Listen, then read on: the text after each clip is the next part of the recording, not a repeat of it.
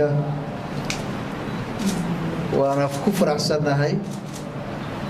aad iyo aad ayaana u bogaadinaynaa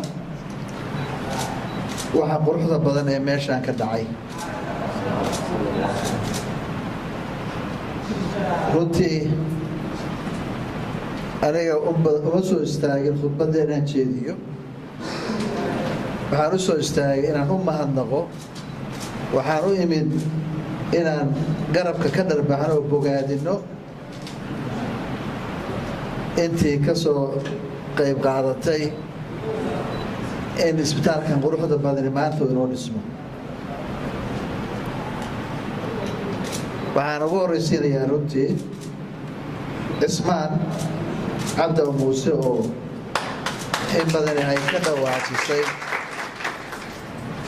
shaqada uu ka qabtay meesha cismaan markaad aragto araggiisa markaad aragto ayaa shaqo kuu muuqanaysa isaga dhan baa shaqo ka suubsan runtii waxa uu qabtay iyo dadaalka uu muujiyeyna waad ka markacdeen waxay la yidhi marka waa in la bogaadiyaa waa in la dalacsiiyaa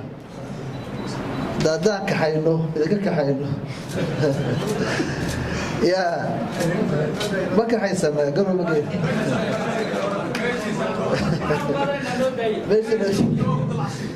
waa ku dalacsiina waaya war wanaagsan wey dhaqankeenna markii loo bogo ninka odayga aad loo bogo oo hadda gabar iyo waxbaa la siin jira taas khibrad baan u keenayaa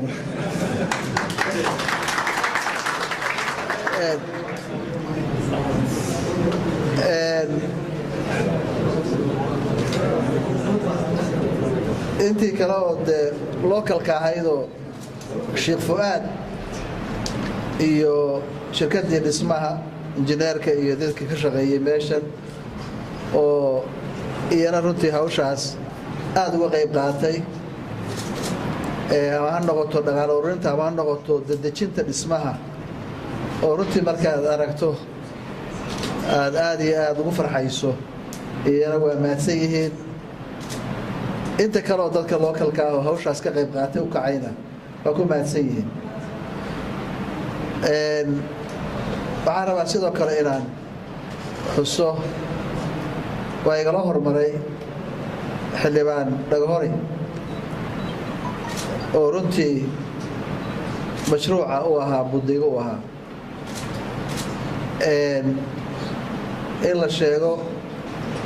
na loo baahan yahay qaybtii libaaxaleeda ka soo qaatay oo annaga iyo wasiirka maaliyadda iyo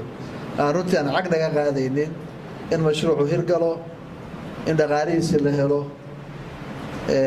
runtii matalaad fiican buu ahaa gobolkan iyo degmada